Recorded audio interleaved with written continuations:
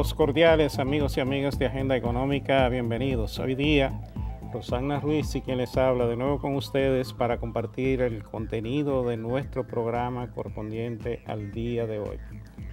Hoy, mi amiga Rosana, vamos a tratar un tema que es muy importante para una gran parte de la población dominicana. Se trata del tema de la vivienda de bajo costo o de interés social, que es parte de lo que debe ser la política social del gobierno y que tal vez, aunque tenemos una ley que ya tiene cierto tiempo de haberse puesto en vigencia, ha tenido cierto retraso. Yo diría que en cierta medida esto se debe a carencia de recursos por parte del Estado, porque recordemos que el Estado ha tenido que manejar el presupuesto con mucha dificultad, con mucha estrechez, para cumplir la meta de rebajar el déficit, de reducir el déficit fiscal. Aunque se ha hecho una gran obra, pero este tema de la vivienda de interés social no ha tenido el desarrollo todavía que debería tener, aunque estamos hablando también de algunos proyectos independientes que el gobierno ha desarrollado, que tienen la misma orientación. Pero aquí de lo que vamos a hablar hoy día es de la aplicación de la ley de promoción de este tipo de vivienda. ¿Cómo se llama la ley, Rosana? Ley de mercado hipotecario. Ley de mercado y hipotecario. Desarrollo del fideicomiso. Ajá. La 18911. Sí.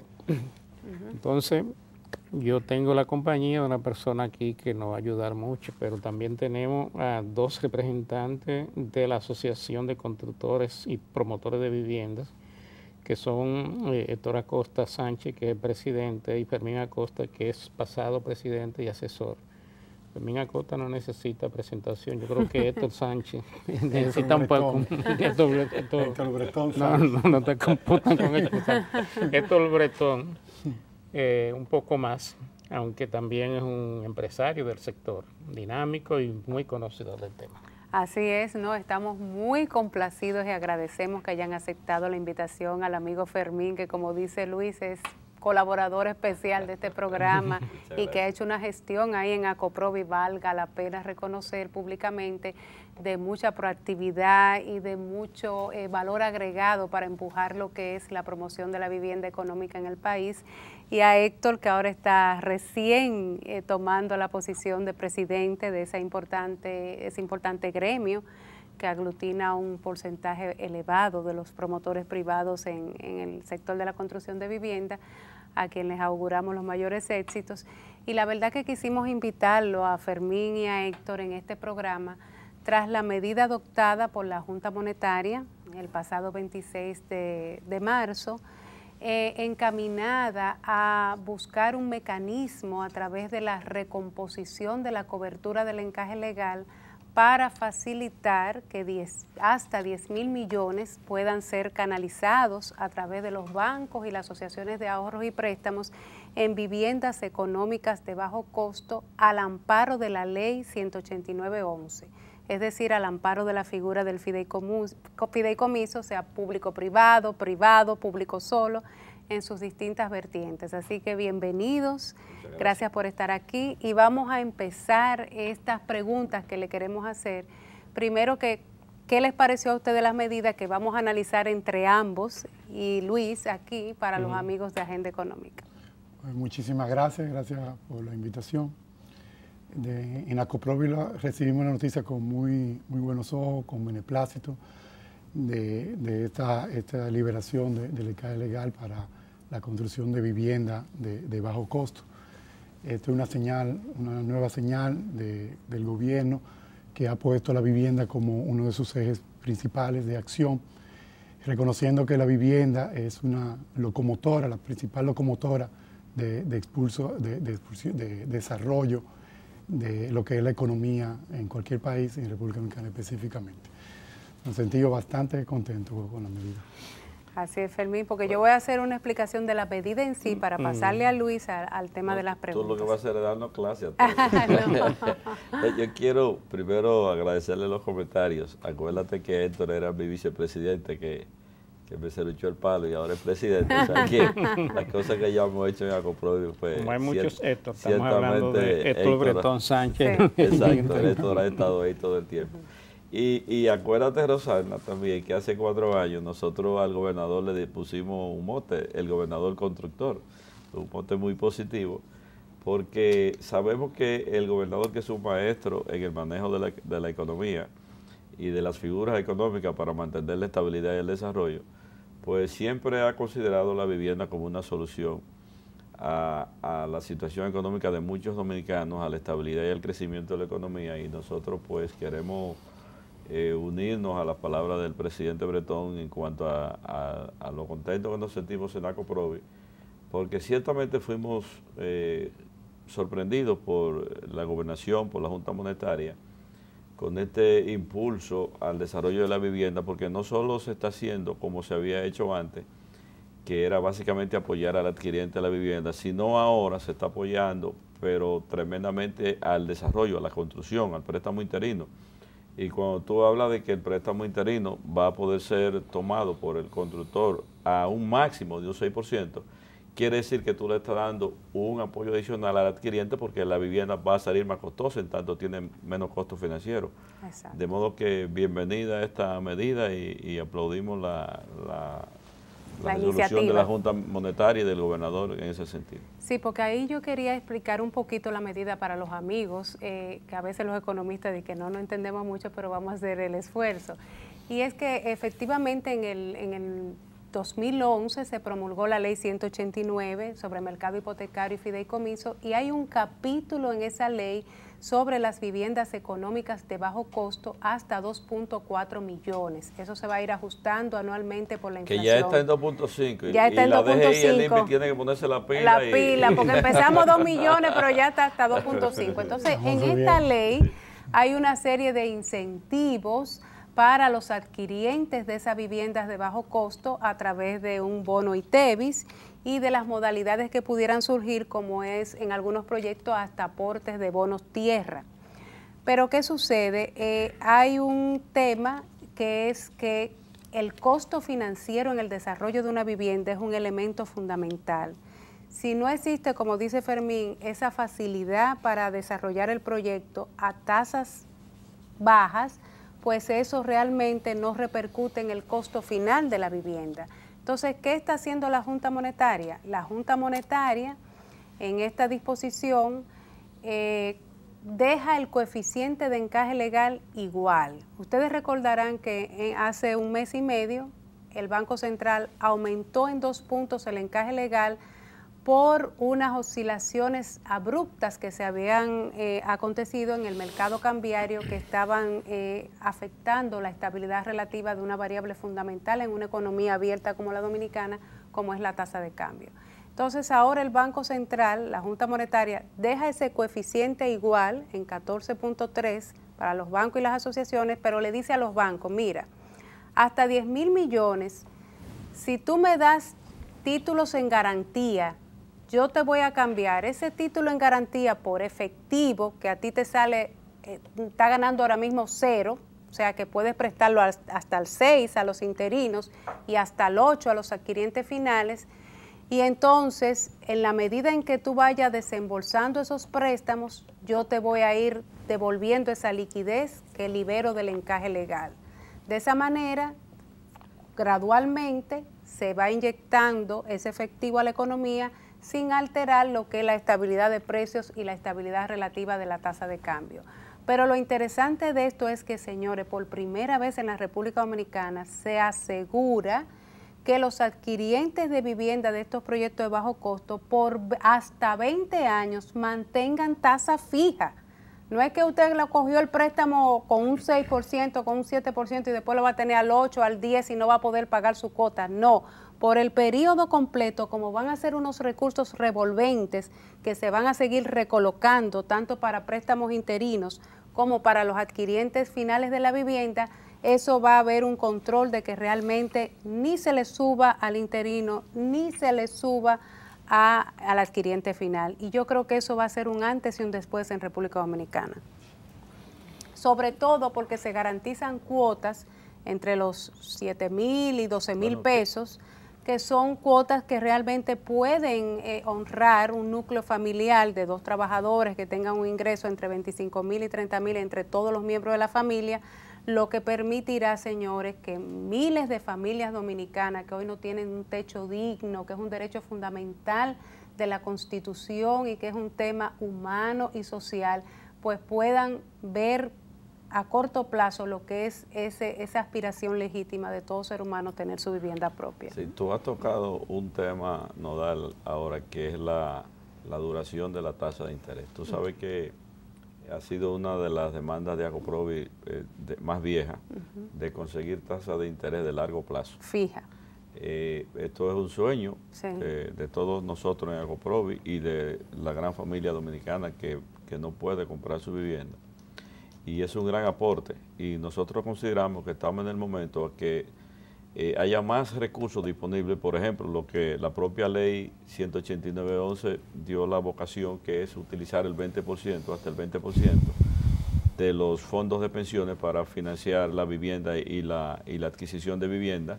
Imagínate que si a esos 10.000 millones le pudiéramos sumar el 15, el 10, el 20% de 300 y tantos miles de millones que hay en los fondos de pensiones que vengan a financiar la vivienda a tasa de largo plazo, pues nosotros tendríamos otra República Dominicana. Eso y no es tan difícil lograrlo. No. Ya Otros países lo han logrado. Claro, ya el Estado ha dado un gran paso, yo creo que es un gran ejemplo. Ahora tienen las entidades de intermediación financiera y las otras entidades del sistema financiero, como Superintendencia de Pensiones, Superintendencia de Valores, que tomar las medidas del lugar para que haya disposición de recursos para financiar más viviendas. Claro. Que sumado a estos 10.000 millones, este país puede cambiar en 2 años la situación. No, y el efecto multiplicador genera empleo, genera riqueza y dinamiza la economía. Pero vamos a una pausa y regresamos en un momentito.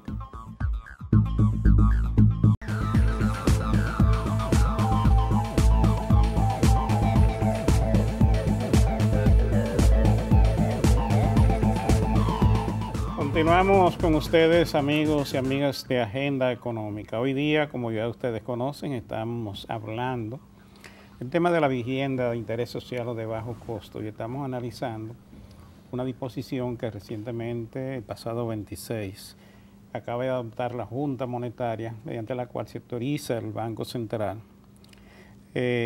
para que a partir del 1 de abril del 2015 considere aceptar para fines de cobertura de encaje legal, del encaje legal requerido en moneda nacional, títulos, valores elegibles representativos de deuda para sustituir una proporción equivalente a la suma de hasta 10.000 millones de pesos correspondiente al encaje legal de los bancos múltiples, las asociaciones de ahorro y préstamos.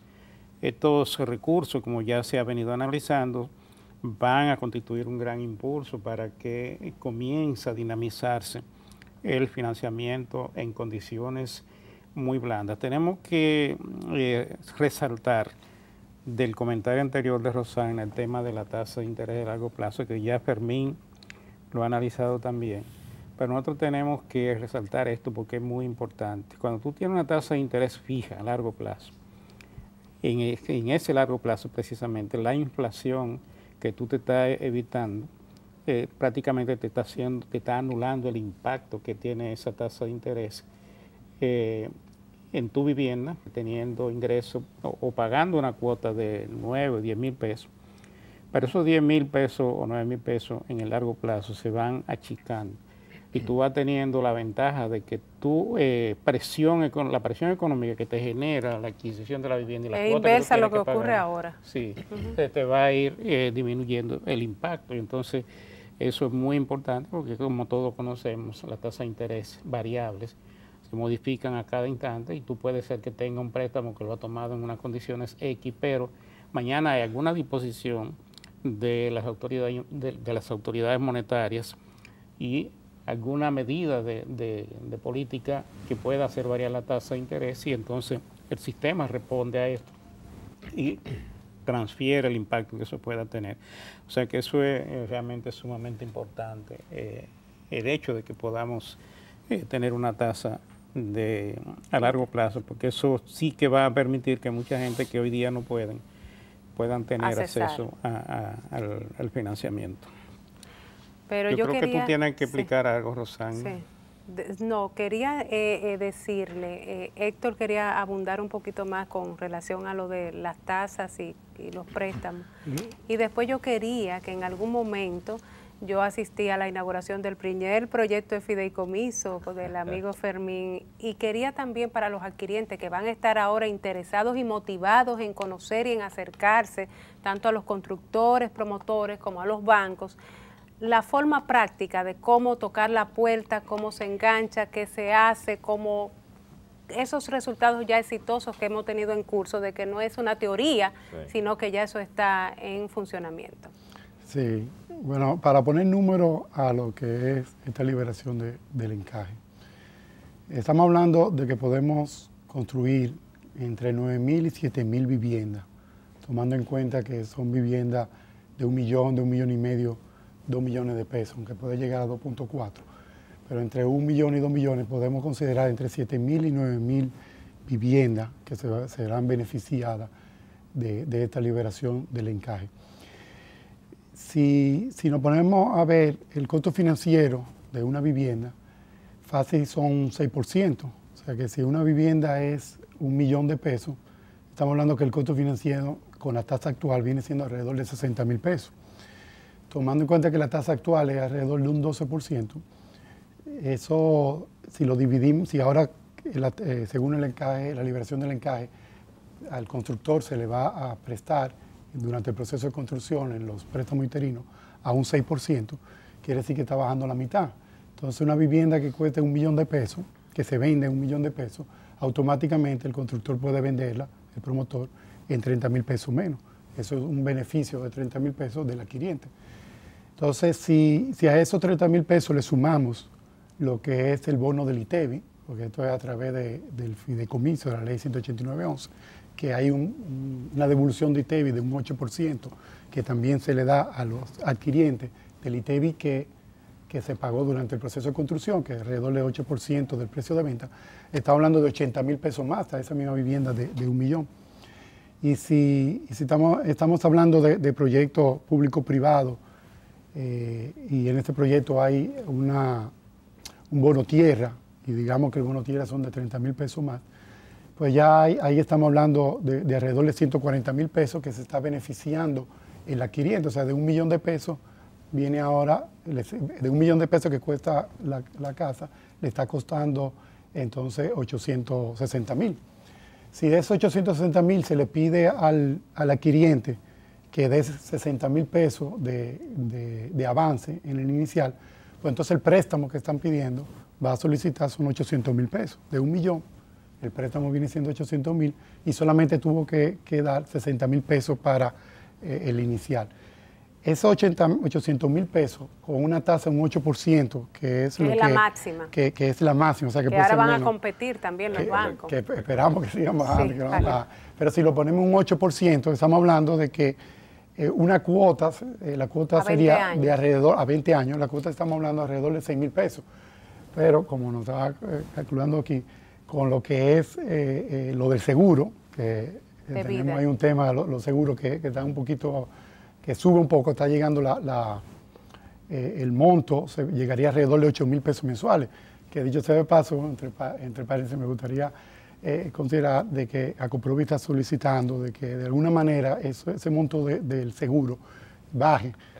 El impacto del seguro, que haya casi un 50%, sí, sube la cuota, un 30%. Que haya una libre competencia, porque actualmente los bancos te dicen al adquiriente con qué aseguradora, entonces a ver si se le puede dar la oportunidad del adquiriente elegir entre varias aseguradoras que ellos propongan, hay una oportunidad para que se pueda competir, costo. entonces baja. Entonces, por ejemplo, en este caso que estoy hablando, de 6.000 pesos, que le puede llegar a 8.000 pesos por el tema del seguro, pues tal vez con una libre competencia pudiera bajar un poco más.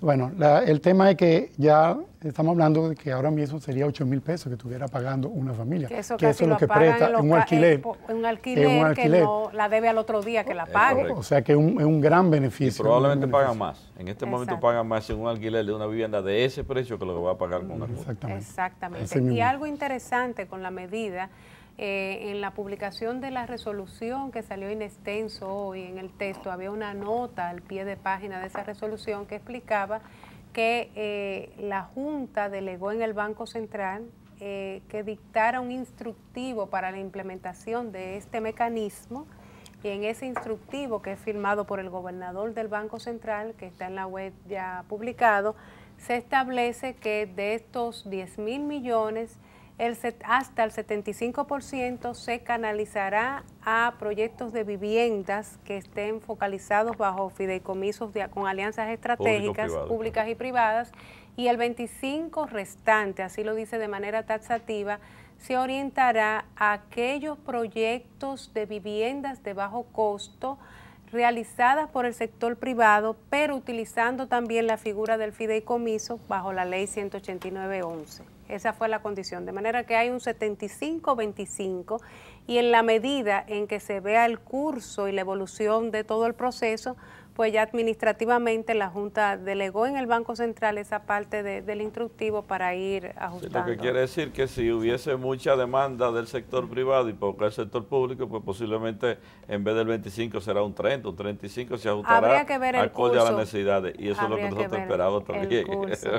Pero lo importante es que está la iniciativa, que es una realidad, que ya es un mecanismo operativo fácil también para el Banco Central, ya con las anteriores liberaciones de los 20.000 millones y otras que se han sucedido.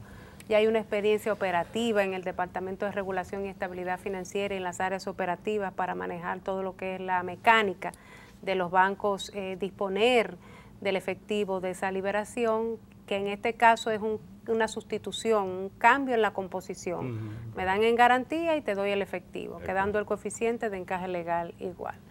Yo pienso que ahí hay una oportunidad de negocios también, no solamente para el sector privado, sino también para la misma banca, que ahora mismo puede disponer de esa proporción, generando unos ingresos adicionales porque estaban desmonetizados en el Banco Central. Claro, y que eso da la vocación de que ellos mismos por competencia puedan disponer esos recursos al mercado a tasas más bajas todavía.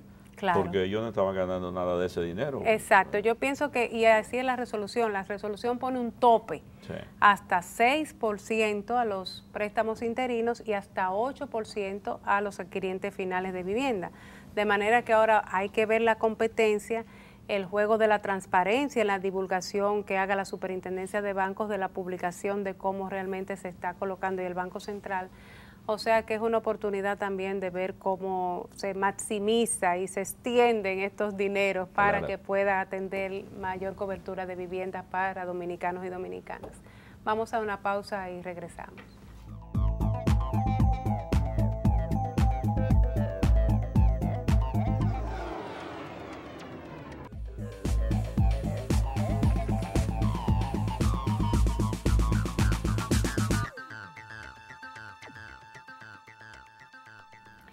Amigos y amigas de Agenda Económica, estamos hablando de la medida que adoptó la Junta Monetaria autorizando al Banco Central a cambiar una proporción de la composición del encaje legal para fines de cobertura, de manera que los bancos puedan dar en garantía títulos y esa proporción pueda destinarse a viviendas económicas bajo la ley 189.11 impulsadas por el sector privado básicamente.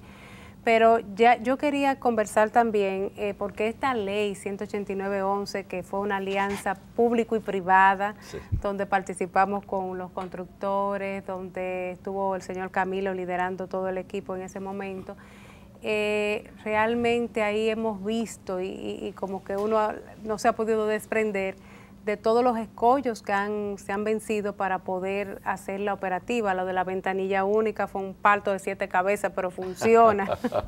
Gracias a Dios. Casi funciona. Bueno, ahí, entre comillas. Entre comillas, o sea, el ministro Gonzalo, yo sé que por varias vías recibió esos feedback desde el mismo Banco Central, y aunque hay temitas ahí todavía que salvar de los permisos. Sí. Muchos temitas. Muchos temitas. Sí. Diríamos que estamos un 80% del camino en la ventanilla única. Yo te podría decir que tenemos unas rosas muy bonitas en nuestras manos, pero que tienen unas espinas bastante fuertecitas que quisiéramos que nos ayuden a cambiarle la composición de la rosa con menos espinas. Pero esto sería una buena oportunidad ahora que va a haber este impulso, porque si opera eficientemente la ventanilla única, que el objetivo es eficientizar en términos de tiempo y de costo lo que es la aprobación de todo el andamiaje que representa hacer una vivienda, que hay que buscar sellito allí, aquí, la tasa, las contribuciones, es una manera de agilizar.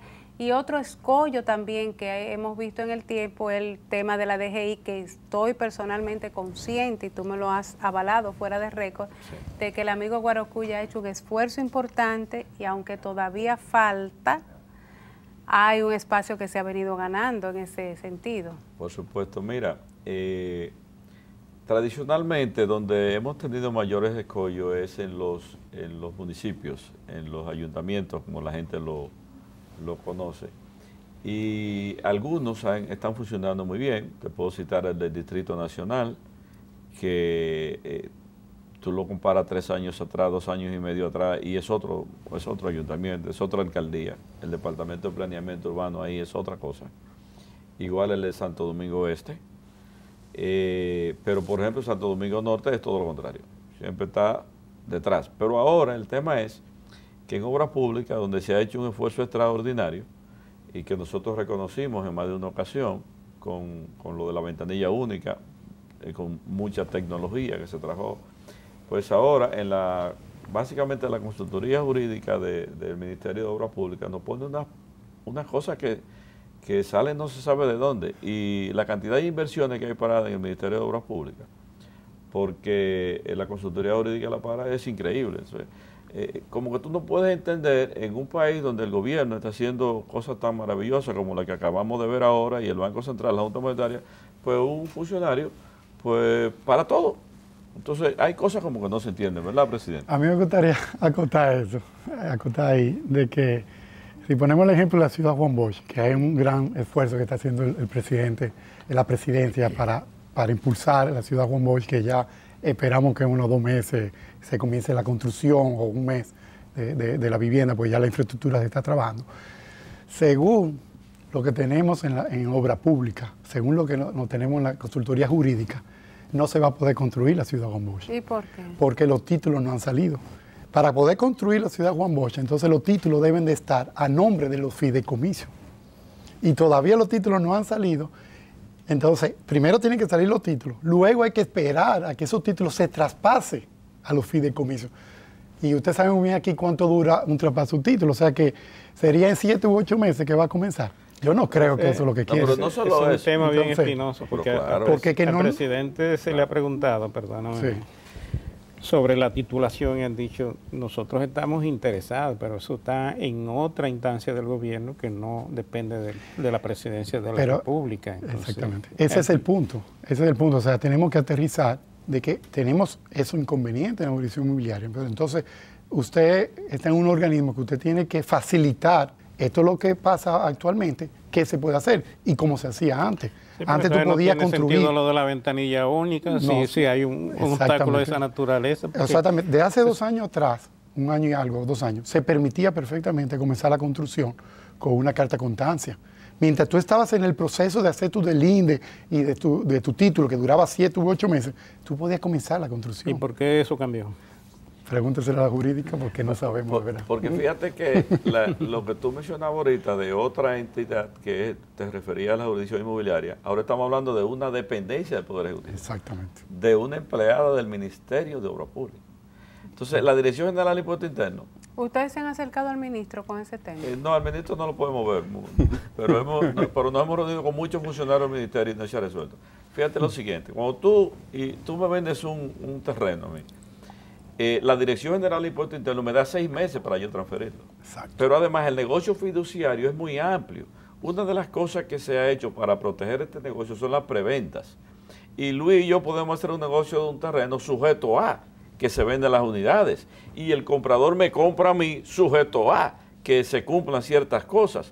Y Luis y yo hacemos un contrato y tenemos un acuerdo fideicomitido. Y en ese acuerdo dice que si yo vendo X cantidad de unidades en un plazo X, el proyecto se realiza. Y que si no vende esa cantidad de unidades en un tiempo X, se le devuelve el dinero a los adquirientes, a los futuros adquirientes, inclusive con las ganancias. Pero ahora, la consultoría jurídica del Ministerio Público dice, no, para yo recibirte el proyecto, tú tienes que transferirlo primero. Y entonces tú me estás limitando la vocación de la ley. Esa posibilidad de negocio que se da con esta interacción de la ley, que es rica y es amplia, la está matando y no hemos podido resolver eso. Entonces, yo no entiendo cómo esas cosas se dan en un momento en que nosotros le hemos pedido al presidente de la República, que el presidente Bretón le está pidiendo al presidente de la República y que nosotros lo pedimos en diciembre. Dijimos que este año, 2015, es el año de la vivienda y que le hemos pedido al presidente que declare oficialmente el 2016 como año de la vivienda. Pero si él está haciendo este esfuerzo, si la Junta Monetaria está haciendo ese esfuerzo, si nosotros todos estamos haciendo este esfuerzo en un país donde hay 1 millón de viviendas como déficit habitacional, ¿cómo un funcionario para ese proceso? Pero a mí realmente me sorprende lo que ustedes están diciendo, porque el ministro de Obras Públicas es uno de los ministros más ejecutivos, más dinámicos que tiene el gobierno. Y ahí está la muestra, o sea, en la experiencia de su desempeño, ahí está. Y él sabe también, como ministro que es y como una de las personas más cercanas al presidente de la República, que este tipo de construcciones de vivienda de bajo costo es un asunto de alto interés nacional, de parte de la política social del gobierno. Entonces, como que eso no me cuadra con el hecho de que haya algún funcionario que esté creando una situación de obstáculo en una instancia como esa, que está llamada a ser uno de los principales apoyos que se tengan para fines de desarrollo de lamentablemente, la vivienda no tiene un doliente. O sea, no en el falta gobierno, el Ministerio de Vivienda. como parte de gobierno no hay un doliente. Y si usted ve, hace 7 días salió en un periódico de alta circulación, 5 o 6 páginas, donde le hicieron una entrevista al ministro de Obras Públicas, y en esas 5 o 6 páginas no se menciona ni una vez la vivienda, ni una vez. O sea, no es una prioridad en ese sentido. No, y aquí yo quiero hablar también, porque Bretón tiene una responsabilidad grande para sustituir al amigo Fermín con toda esa agenda que llevó de la mesa de vivienda, de todo ese, del Fondo Nacional de la Vivienda. Acuérdate que él estaba ahí, y yo me llevaba la foto, pero le hacía mucho del trabajo. Del diagnóstico de toda nosotros los tuvimos cálculos, ahí. Sí, nosotros estuvimos ahí atrás, siempre. Siempre. Y vamos a seguir dando impulso a lo que venía, y venimos también con otras ideas más. Vamos a seguir haciendo lo que estaba bien, vamos a continuar lo que estaba bien y vamos a hacer lo que nunca se ha hecho. Vamos a una pausa y regresamos.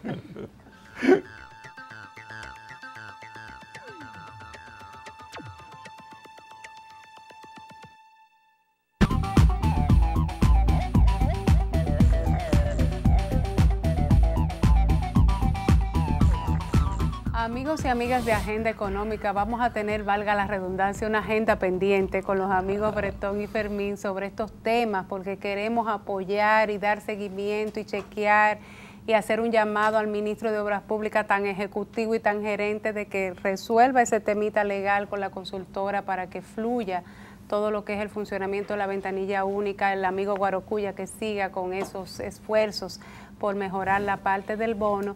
Y yo te había preguntado, Fermín y Héctor, algo operativo, que la gente entienda cómo ya puede accesar. O sea, hay más de 8,000 viviendas que están bajo fideicomiso en construcción, sí.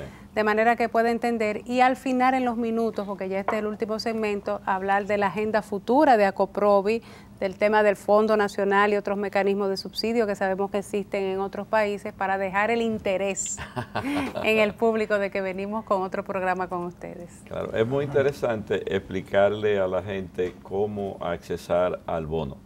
Lo primero que la gente tiene que hacer es seleccionar un proyecto. De la prensa, todo el mundo hace publicidad, o por los medios que conozca de la existencia de proyectos de vivienda, y preguntarle al desarrollador si está construyendo eso bajo un sistema fiduciario, es decir, que haya constituido un fideicomiso. En ACOPROVI, tienen en web también sus miembros que van desarrollando un portal sobre el que se conocen los proyectos. No, pero creo que es una excelente sugerencia, presidente Bretón, que se pueda poner. Y entonces se puede enterar por la prensa o por los medios que fuere, porque todo el que está haciendo un proyecto de vivienda hace publicidad y selecciona una vivienda a comprar en ese proyecto. Una vez selecciona una vivienda a comprar en ese proyecto, Hasta 2.4 millones por el momento. Hasta, ya, son 2.5, no me lo dejen 2.4. Y a lo mejor 2.530. Ya nosotros le mandamos un precio ajustado. Sí, nosotros le mandamos a la Dirección General de Impuestos Internos y al INVI la sugerencia de revisión, la petición de revisión y lo que nosotros entendemos que es el monto y ellos lo están estudiando. Eso está contemplado en la ley. De hecho, no, eso debe ser mecánico. Sí, debería ser automático. Debe ser automático. De hecho, Guarocuya nos dio la noticia el viernes, presidente, ¿verdad? De que la semana después de Semana Santa nos va a decir en cuánto quedó. Guarocuya, te estamos esperando. Entonces, una vez que usted selecciona un... Pero lo hace. Lo hace. Guarocuya es un funcionario excelente. Una vez que usted selecciona una vivienda, el promotor, la empresa donde usted adquirió la vivienda y la fiduciaria se encargarán de ayudarle a usted a gestionar ese bono.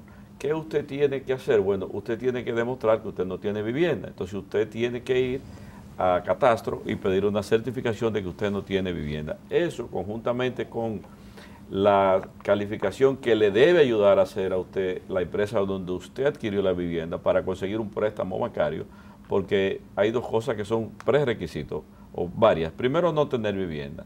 Segundo, que el proyecto esté realizándose bajo fideicomiso. Tercero, que usted tenga un préstamo hipotecario preaprobado. Entonces, con eso y otras documentaciones más, la fiduciaria gestiona ante la Dirección General de Impuestos Internos el otorgamiento del bono. En este momento no es tan fácil y tan rápido saber si usted califica o no, pero ya la Dirección General de Impuestos Internos nos ha prometido que inmediatamente usted adquiera una vivienda, él le va a decir, la DGI, si usted tiene vocación, si usted es sujeto de adquirir un bono. Es decir, sí, aquí aparece que usted no tiene vivienda y tal, y ya le dice, bueno, usted que está pagando un inicial en una empresa donde usted compró el bono, a usted le va a salir, usted califica para el bono. Y si le dicen no califica, usted tendrá tiempo suficiente para arreglar cualquier error que haya. Cuando ya la vivienda está casi construida, la DGI, la Dirección General de Impuestos Internos, le va a emitir el bono para que sirva como parte del inicial, que es una de las grandes aportes que hace la ley 189.11, porque entonces el adquiriente necesita buscar menos dinero para comprar la vivienda.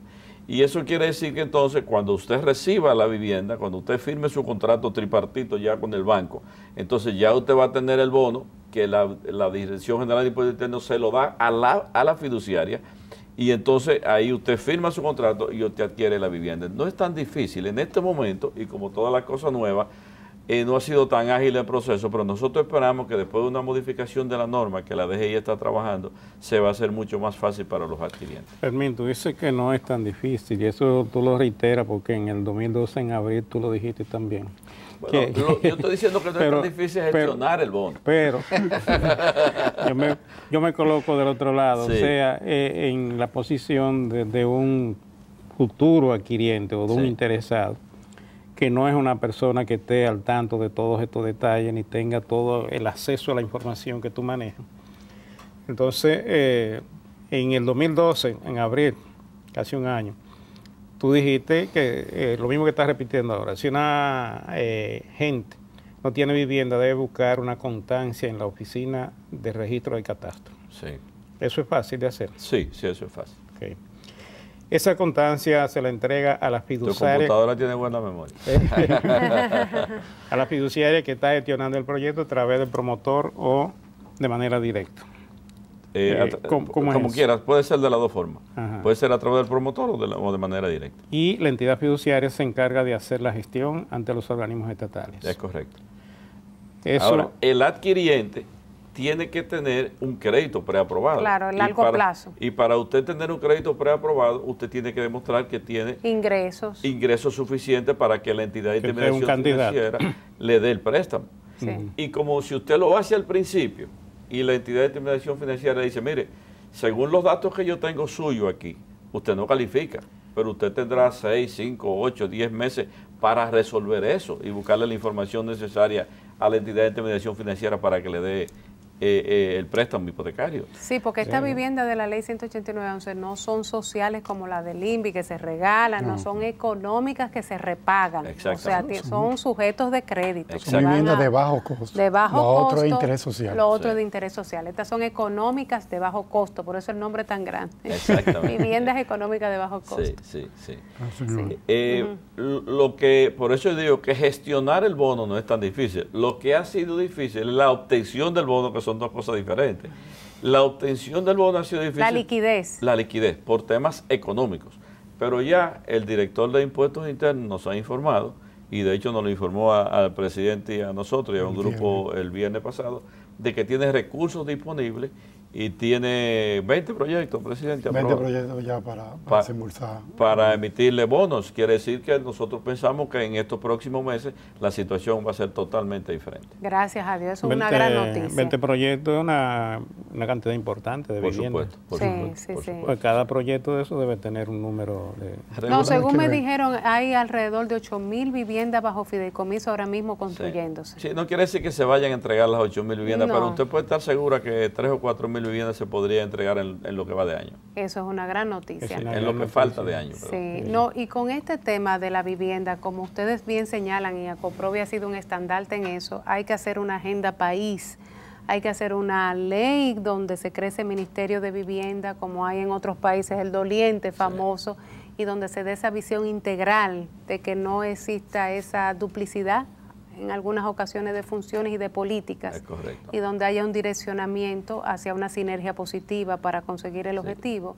Hay también otros mecanismos, como ustedes presentaron en el estudio que trajeron al colombiano. En el subsidio de tasas. En el subsidio de tasas, con la creación del Fondo Nacional de Vivienda, que ya es un mecanismo de subsidio de la tasa, que es otra modalidad. Es otra modalidad diferente a lo que se está haciendo con el encargo. Exactamente, que es complementaria, no son excluyentes, y que pueden como país ir armando todo el proceso y que este rompecabezas funcione para que se pueda mitigar y reducir el déficit habitacional. Y países como Colombia, México, Chile lo han logrado, señores. Claro, Brasil, o sea, nosotros también podemos lograrlo con esa fusión y esa alianza público-privada y con ese interés de que se busquen las alternativas y las soluciones complementarias para esos propósitos. Es correcto. Desde hace un año a esta parte, algunos elementos en este tema han cambiado y se han vuelto a la inversa, porque esto tiene que tener cuidado cuando viene donde Luis, porque mira que se ha avanzado mucho porque el Ministerio de Obras Públicas ha implementado la ventanilla única y el Instituto Nacional de Vivienda se había desenvuelto con presteza. Y en ese momento, y lo sigue haciendo, el tema era la DGI. Pero ahora tú me dices, y gracias a Dios que me lo está diciendo, que ya el director de la DGI tiene otra posición y otra actitud con respecto a esto, que incluso ya le ha dado noticias a ustedes acerca de que hay unos recursos disponibles para una serie de proyectos. Entonces, eso es una buena noticia. Así que lo que nos está preocupando a nosotros, y volvemos a insistir en eso porque yo creo que el ministro de Obras Públicas, yo confío en él, yo lo conozco, es un excelente ejecutivo. Tal vez no está totalmente enterado de lo que está pasando. Y un empresario de éxito. Sí, sabe lo que es ser empresario. Tremendo. Y además es una persona muy sensibilizada con un tema como esta naturaleza. Yo creo que ahí en la jurídica del Ministerio de Obras Públicas creo que está el problema. Le vamos a mandar copia de este programa. Que debemos aclarar, Amigo Julio, ya escuchaste. Que una cosa es la ventanilla única. Al ministro. Una cosa es la ventanilla única y la otra cosa es la consultoría jurídica del Ministerio de Obras Públicas, porque la ventanilla única es una entidad aparte que funciona en el Ministerio. Entonces la ventanilla única como ventanilla única está haciendo su trabajo tal como yo lo hice hace un año, pero tiene organismos colaterales que no le ayudan a desenvolver. Pero no te dejan, porque si hay un retranque de esa naturaleza ahí en su entorno, yo creo que es un asunto que hay que ponerle atención. Es correcto. No, y la verdad que la figura del fideicomiso, señores, puede revolucionar también, porque como señalamos, este esfuerzo ahora con la iniciativa de los 10.000 millones a través de lo que ha autorizado la Junta Monetaria, del encaje, el esfuerzo del presidente con el aporte de los terrenos a la ciudad Juan Bosch, Pero también hay otros temas, y tú lo mencionaste, Fermín, el hecho de que pueden crearse estructuraciones para potencializar el acceso a los recursos previsionales de los fondos de pensiones a través de mecanismos que puedan ponerse en práctica para que también sea una fuente adicional para la construcción de viviendas de esos mismos trabajadores que están solventando lo que es construyendo su pensión para el futuro, puedan aprovecharse. Y hay mecanismos que también pueden, por el lado del mercado de valores, sumarse a estas voluntades públicas y privadas para buscar por múltiples vías lo que es escaso, que es el financiamiento y el capital y el acceso a precios realmente que puedan ser cubiertos por los ingresos todavía muy bajos que tienen la mayoría de los trabajadores dominicanos. ¿Qué mensaje podemos dejar sobre la mesa con respecto a esto? Bueno, un mensaje positivo, que vamos caminando por el camino correcto en cuanto a la promoción de la vivienda de bajo costo. Este apoyo que ha dado la Junta Monetaria y el Banco Central, muy bien recibido. No solamente por lo que aporta como tal, sino porque también pone el tema en el ambiente, o sea, se despierta este tema, y yo creo que nos ayuda mucho a que otras instancias del gobierno hagan su aporte también, porque es una cuestión donde la burocracia puede ser... Es interesante lo que tú dices, porque fíjate, yo creo que, presidente Bretón, que veíamos visiblemente emocionado al ministro Montalvo en la última reunión que tuvimos, porque el ministro Montalvo y el presidente Medina están enfocados en el proyecto Ciudad Bombosa y en otros proyectos que el gobierno ha anunciado que va a ser a nivel nacional. Y cuando tú tienes un gobierno que ha tomado la vivienda con este interés, pues necesariamente uno tiene que asumir que lo que viene es muy positivo para la disminución del déficit habitacional. También eso fue parte de la promesa de campaña del presidente, y ya sabemos que... Sí, ya se nos acabó, pero saludamos esta iniciativa porque el motor de la economía del sector de la construcción, la locomotora, es el turismo y la construcción. Y yo creo que para no cerrar el tema aquí, porque faltan muchas cosas todavía por adelantar en esta materia, debemos dejarlo abierto para que ustedes en una segunda oportunidad... Veamos la agenda de la nueva directiva. Entonces, que no tuvimos la oportunidad. Pero yo voy a aprovechar para decir que vamos a juntar el turismo y la vivienda, porque vamos a incentivar a que República Dominicana se convierta en un paraíso para retirados. Bueno, eso es un tema muy bueno. En eso también. Después de Semana Santa volvemos con los amigos de Acoprovi. Muchísimas gracias. Nos vemos en el próximo. Muchas gracias.